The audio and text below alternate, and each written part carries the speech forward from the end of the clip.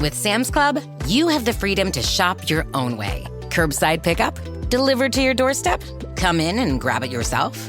Yes, yes, yes. They've got plenty of options. Your call.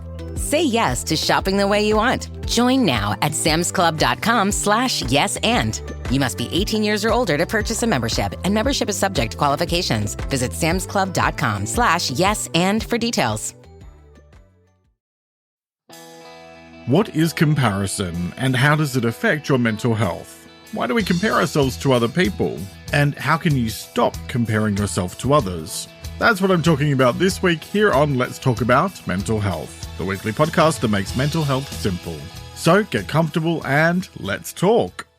Hello and welcome to episode 219 of Let's Talk About Mental Health, and thanks for joining me as I talk about comparison and mental health. I'm Jeremy Godwin, and this isn't your regular podcast full of interviews and random opinions. I'm a writer and mental health counsellor, and each week I look at one specific aspect of better mental health, and I share simple and practical tips you can apply immediately, all based on quality research and my own experience of learning to live with anxiety and depression after a breakdown in 2011 that changed my life. In this episode, I'll be talking about what comparison is, why it affects your mental health, and how to stop comparing yourself to others so much. So, let's talk. Some of you may have heard me talk about Celeste Barber in past episodes. She's an Australian comedian who posts videos of herself mimicking celebrities and influencers in a gently ribbing type of way, completely unafraid to show her fantastic middle-aged self in an unflattering light as a way of kind of peering behind the curtain of celebrity and showing how unrealistic it is. Anyway, the other week she posted a photo of herself next to a picture of a tall, skinny model type in her underwear, and herself in her own much larger underwear, with wobbly bits unashamedly on display, and the caption she had written was, "I'm on the right." Now, I don't know why that made me laugh as hard as I did, and for as long as I did. I was still snickering about it 3 hours later. But I love that Celeste made sure we wouldn't accidentally confuse her with the other picture while comparing the two images. It's a simple yet powerful statement about how much comparison goes on online, especially when it comes to the way someone looks. Social media is, of course, one of the most common places that you'll tend to find comparisons run rampant. Actually, I think that might be a total understatement. However, the pressure to look, act, or think a certain way comes at us from multiple angles in all areas of our lives.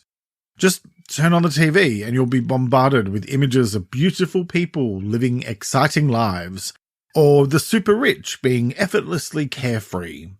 For some of us, depending on what's going on in our lives and in our heads, it can lead to a sense of missing out or a feeling that we need to live a specific way in order to be happy. Which, of course, is utter nonsense.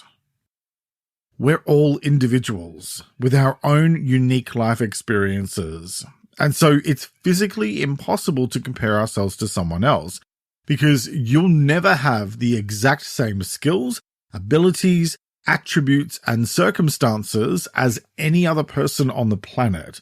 I mean, hell, even identical twins aren't completely identical. And I've left a link to an article by Canada's McGill University in the transcript about that topic in case you're interested. The transcript is linked in the episode description. So, instead of wasting your time comparing yourself to someone who you can never be, you're better off focusing on being true to yourself and learning how to embrace all the unique and quirky traits that combine to make you the individual that you are. I'm probably getting a bit ahead of myself, so let's take a moment to go through some definitions and let's talk about what is comparison. Generally speaking, comparison is the act of measuring yourself or your circumstances against others.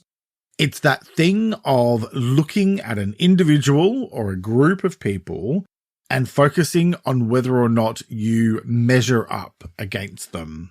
It's like in the movie Mean Girls, original or remake, your pick, where Katie, Janice, and Damien are simultaneously repulsed by and obsessed with the plastics. There's a whole bunch of comparison and pent-up resentment there sitting underneath everything. And funnily enough, I covered resentment recently in episode 216. When we talk about comparison, we're essentially looking at how we measure our self-worth and happiness based on what we perceive in others. But of course, the fact is that it doesn't give an accurate reading of your own situation or take into account the bigger picture, like the opportunities and experiences the other person has had that led them to the point they're at. Whether it's online or in real life, comparison is like being in a never-ending race where the finish line keeps moving. Because there's always going to be someone ahead of you in life. That's just the way it goes. Someone will always have more or have achieved more. And the problem with falling into a comparison trap is that there will always be someone else who you feel inadequate next to. Whether that's in terms of their success, or intelligence, or money, or knowledge of Spice Girls trivia, or whatever. Let me share a quick story from my childhood to explain what I mean. Before I do, a super fast overview of the Australian school system in case you're unfamiliar. Our primary schools run up to year 6, which is when you're about 11 or 12, and then high school is years 7 to 12. Okay, so when I was in the last few years of primary school, I was a high performer, and there was this other kid who I always felt like I was in competition with. Sometimes he'd beat me in tests by just 1 point, and I would take it to heart because I was young, and being praised for being smart had become a big part of my identity. Bearing in mind, things at home were becoming terrible at this stage, so I didn't really have a lot of positive stuff going on. Then, at the end of year 6, and to my actual great surprise, I was awarded Dux of the school, in other words, the top pupil. And I realized afterwards that I had spent so long comparing myself to this other kid that I actually genuinely had no real idea of how well I was performing. And all I could see were my perceived failures in comparison to his successes. Look, this isn't a story for me to gloat about my IQ. Trust me, I didn't do much with it back then. Straight after that, I went to high school, puberty kicked in, my home life turned to crap, and I rebelled against everything, spending several years barely scraping a pass in most subjects. So I was hardly at risk of repeating that level of performance again during my high school years. But the point I'm making is this. Comparing yourself to others actually distracts you from all the good stuff you have to offer the world. It's physically impossible for you to be identical to another person. So instead of worrying about your differences, the healthier choice is to focus more on your unique attributes and learn to celebrate them. Now, in mental health terms, comparison can be a sneaky troublemaker. When you constantly compare yourself to others, you often end up feeling inadequate, anxious, or even depressed. It's like trying to fit into someone else's shoes. They'll probably be the wrong size, and you'll just end up with sore feet. When you compare yourself to others, your self-esteem takes a hit, and you forget the most important fact of all. For each of us, our journey through life is unique. And it's that uniqueness that we bring to the table and that helps us to find purpose and meaning.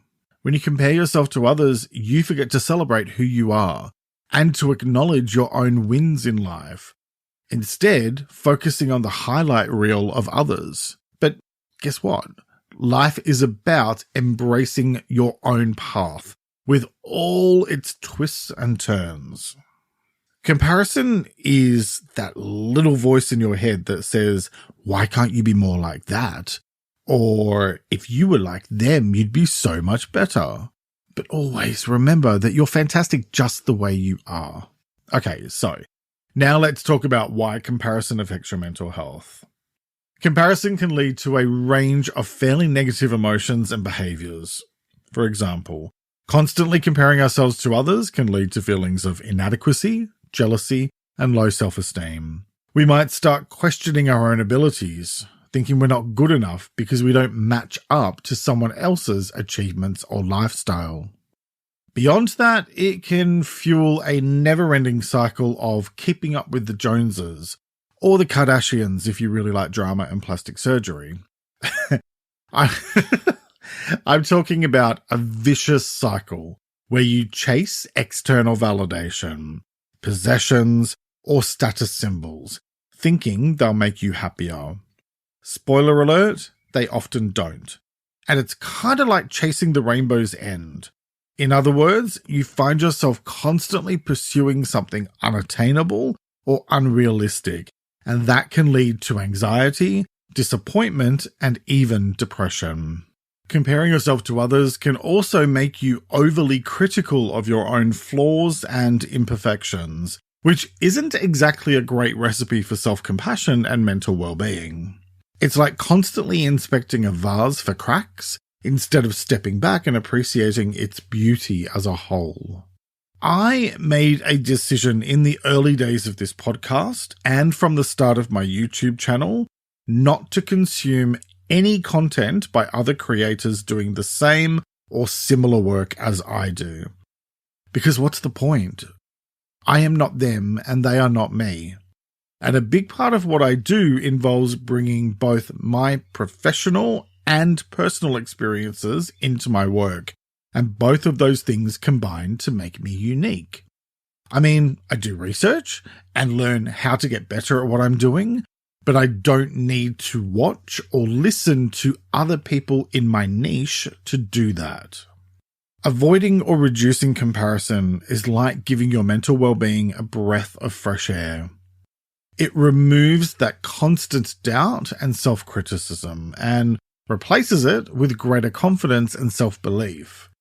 It helps you to be more authentic and to let yourself be yourself without question or apology. Learning to let go of comparisons fosters gratitude, helping you to appreciate what you have much more and cultivating a positive mindset. And it reduces stress because comparing yourself to others often leads to unnecessary stress and anxiety. Letting go of comparisons gives your self-esteem a much needed boost.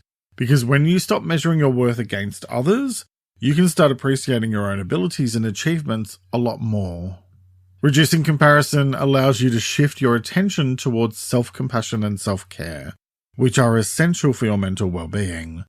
And it can reduce negative self-talk, not to mention negative thoughts and feelings that can contribute to anxiety and depression. And most importantly, letting go of the need to constantly compete or compare creates space for greater peace of mind, helping you cope better with life's challenges. So how do you do all that? Well, let's first take a quick break to hear from the brands who help me create this show each week. Good sleep is everything. That's why Ollie's Science Bag Support is made with a blend of melatonin and L-theanine for both kiddos and grown-ups. So when your mind won't switch off, you've got something that can help. Your racing thoughts and restless nights won't stand a chance. Find Ollie Sleep Solutions for the whole family at ollie.com. That's OLLY.com. You tell yourself no one wants your college-era band tees, but on Depop, people are searching for exactly what you've got. You once paid a small fortune for them at merch stands.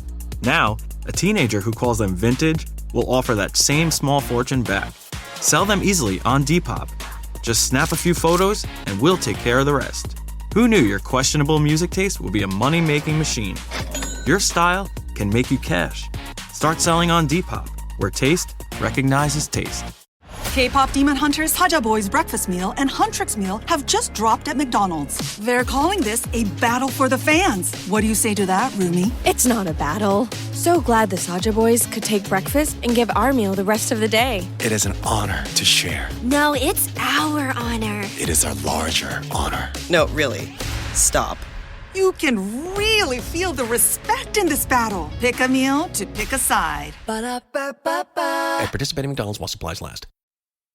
And welcome back. Now let's get into the how-to part of today's episode and let's talk about how to stop comparing yourself to others so much. Okay, so let's start with cultivate your self-awareness. Because being self-aware is like a compass when it comes to comparison. It helps you to reorient your focus away from what other people are or are not doing, and instead back towards yourself, since you're in full control of your own words and actions, so you can choose to either worry about being something or someone that you're not, or you can choose to focus on being the best version of yourself possible, while still recognizing that we all have plenty of room to grow, and so making your personal development a top priority every day. Even just being able to recognize when you're comparing yourself to others helps enormously, because awareness is the first step towards change. You can do this by regularly checking in with yourself, writing down your thoughts and feelings, and paying attention to triggers that set off comparison. Okay, next, embrace self-compassion. Because self-compassion is like giving yourself a warm hug when you need it most. It involves treating yourself with the same kindness and understanding that you'd hopefully offer to a friend. And it helps because it counteracts the types of self-criticism that often accompanies comparison. You do this by practicing positive self-talk, acknowledging your imperfections without judgment, and treating yourself kindly during tough times. I talked about how to improve your self-compassion in episode 153, so check that out for more on the topic. Alright, so my next point is a big one, and it is limit your social media exposure. Because social media can be a murky and feral breeding ground for comparison, can't it? And besides that, it's not really that social, is it? Limiting your exposure to social media platforms and being smarter about when and how you use them helps because it reduces the constant stream of curated lives and highlight reels. Bear in mind that a lot of people are presenting a very one-dimensional and highly produced version of their lives, and what you're seeing very well may not be reality. It's like those influencers who take a photo of themselves in a business class seat on a plane before they then go and settle into their assigned economy seat, making it look like they're traveling in style when the reality is much less glamorous. Or that recent one with the influencer who was being filmed cleaning up rubbish on a beach, and then when her little totally natural and spontaneous video shoot was done, she just dumped the plastic trash bag full of rubbish on the sand and walked off. There's an account on Instagram called Influencers in the Wild, where people submit their footage of influencers doing influency things out and about, like taking pictures of themselves in public places wearing very little. It's amusing for about 3 minutes, but I have to admit I unfollowed very quickly because it actually made me have far too many opinions, and I ended up being like an old man shouting things at the young people like, get off the road and leave those people alone. So, yeah, I am officially old now. Anyway, back to the point I was making. What was it again? Oh, that's right. Limiting your social media usage, or at least being a lot more mindful of how you approach it. There are lots of ways to do this.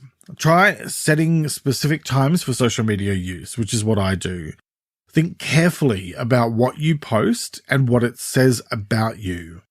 I stopped posting anything other than content related to my work, and I refuse to feel pressured to do what everyone else is doing online. You can also and should unfollow accounts that trigger negative feelings or that make you start comparing your life to theirs, or feeling inadequate or pressured to look and act a certain way. And you can also choose to consciously remind yourself each time you open one of the apps that what you see online isn't the full picture. For the most part, it's people performing for likes and validation. Remind yourself that you are viewing carefully curated content. Approach it with a critical eye, and don't forget to curate your own feeds to align with your values. You're in control of what you see and don't see, not the almighty algorithm. For example, when I go on Instagram, I filter it by accounts I follow, and I only go through that. No general feed, no explore page. That way, I'm in more control of what ends up bombarding my eyeballs. Oh, and a good tip is to limit the time you spend on social media platforms to prevent mindless scrolling and excessive comparison. I do about 20 minutes in the morning and 10 minutes in the evening, which might sound like a lot still, but I use it specifically as a source of inspiration, as well as a way to unwind with far too many cat videos or funny fashion memes. Okay, so after that massive rant, let's talk about another tip, which is learn to celebrate your story. You are unique, and nobody in this world has the same life story as you do. Even your siblings, if you have them, aren't exactly the same as you. And so that means you have something valuable and unique to offer the world. Why do you think I share so much of my personal story here in this podcast? I mean, okay, fine. Partly it's because it's like having a second therapist, but for free. And let me tell you how good it feels to say things out loud that I used to keep hidden. But I also do it because my story is unique. And so there's plenty that I can potentially share with others. I've had many of you contact me because you relate to the family challenges I've had, or to my previous life in the corporate sector, or to my issues with alcohol in the past, or whatever. The point is that there's nobody like you. So instead of trying to be something or someone else, just go ahead and be you. The more you do that, the more you'll feel comfortable in your own skin, and the more you'll be able to grow in a positive way. Speaking of that, my next tip is focus on your own personal growth. Shifting your focus from external validation to your own personal growth journey helps you to measure success based on your progress and not someone else's. You'll never be able to do exactly what someone else has done because we all have our own unique attributes. So you need to find a way to grow that works specifically for you. Do that by setting realistic personal development goals for yourself, learning new skills, and regularly reflecting on your growth. And by the way, I covered goals in episode 209. Okay, next, unplug regularly. Continuing on from my earlier ramble about social media, choose to take regular breaks from screens and technology to help you reconnect with the real world. This is a really simple way to regain your perspective and to reduce the impact of online comparison. Another way is with my next tip. Surround yourself with positivity. Comparison doesn't just happen online. It's rife in the real world as well, especially where we're exposed to people who leave us feeling inadequate or who treat us poorly. You know what? Those people suck, and you need to remove them from your life. You want to spend time with people who uplift and support you and who celebrate you for you instead of trying to make you into someone or something you're not. Positive relationships can go a long way towards counteracting the negative effects of comparison. Next, accept your imperfections. Understand that imperfections are part of being human because nobody is perfect. And don't let overly airbrushed or heavily filtered images make you forget that we're all human and we all look like crap when we wake up in the morning. Embrace your imperfections as unique aspects of yourself, like the quirks that make you, well, you. Next, focus on your strengths. Concentrate on your unique strengths and talents and learn to celebrate. Acknowledge your abilities and cultivate them further. The more you develop your strengths, the more confident you'll feel, and the less you'll be inclined to compare yourself to others. Okay, next, celebrate small wins. This is like filling your life's journey with joyful little pit stops. and it reminds you of your accomplishments, no matter how minor they might seem. You can do this by acknowledging and celebrating even the tiniest achievements, whether it's completing a project or simply getting out of bed on a challenging day. Next, seek support. If you struggle with feelings of comparison, then sharing with a trusted friend or therapist is like removing a heavy weight from your chest. Talking it out can provide clarity and emotional support. So try opening up to someone you trust, joining support groups, or seeking professional counseling if needed. And for more tips on how to stop comparing yourself to others, watch my latest video. It's out now on YouTube and Spotify, and it's linked in the episode description. Because when it comes to comparison and mental health, what it all boils down to is this. In a world where comparison often casts shadows on our self-esteem and mental well-being, there are lots of ways to refocus on self-acceptance and personal growth. Your journey is uniquely yours, and your worth isn't determined by how you stack up against others. So, this is your sign to embrace all the beautiful imperfections that make you who you are, and to choose to find inspiration in your own unique journey through life, free from comparison. The choice is yours, as it is with all things related to your well-being. So, what choice will you make today? Each week, I like to finish up by sharing a quote about the week's topic, and I encourage you to take a few moments to really reflect on it and consider what it means to you. This week's quote is by an unknown author, and it is: "Comparison is a reflection of insecurities, not reality." Let me repeat that. Comparison is a reflection of insecurities, not reality. Alright, that's nearly it for this week. What are you taking away from this episode? If you're on Spotify, you can answer in the Q&A section below. Otherwise, you can let me know on Instagram at LTA Mental Health, or by commenting on the transcript, which you can have delivered to your inbox each week, along with my newsletter, Thursday Thoughts.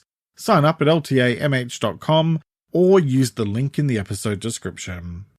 And for more tips, follow me on my other Instagram account, it's Jeremy Godwin, and support my work, plus get early access to ad-free episodes on Patreon.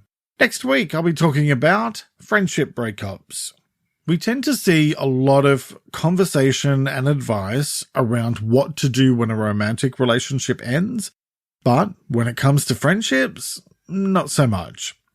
The end of a relationship with a friend can be just as tough as any other relationship breakdown, maybe even more so, depending on the circumstances, and yet we just don't talk about them enough. So I'm doing something about that, after many requests to cover this topic, and it's what I'll be covering next time. I'll be talking about what friendship breakups are, and why they happen, why they affect us so much, and how to navigate your way through the end of a friendship, while also taking care of your mental health.